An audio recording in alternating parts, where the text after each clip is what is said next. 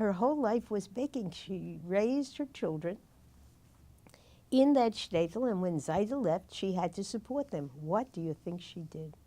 She baked for the whole Jewish community.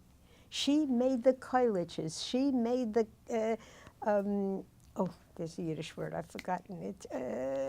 Oh dear. It's all the cakes you have with the bromfen, with the schnapps. Lekach, and honey cakes, and sponge cakes, and strudels.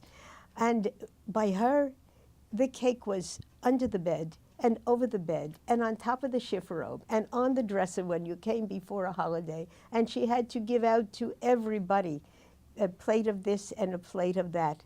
Her life in her house was a constant round of cooking and baking. And there was a man from their shtetl, from Grudgisk, who wrote for the Forvitz. And sometime in the 40s, he wrote the story of this woman who had her children baking and with her during the First World War, of how she would wrap each one of the 3 girls in a white apron and turn them around and around and tie it and put them at the table to knead the dough for the challahs that she made for the whole town. Whenever there was a simcha on Prospect Place, Baba Rivke would bake the koilage for them.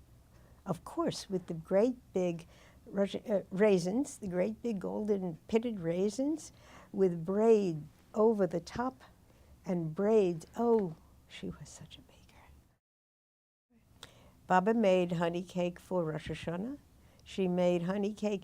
Well, almost every Shabbos there were 1 or 2 cakes. Sponge cake was special. It was Pesach.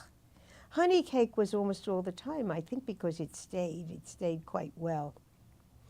Apple strudel, strudels of all kinds, actually. Fluden, which is a very small kind of strudel with dried fruits and nuts inside. Baba could, of course, make all the yeast cakes, you know, the little schnecken, the little yeast cakes with the honey on the top. And I can't remember all the names of them, but I can see them and taste them. What did they taste like? What did the honey cake taste like?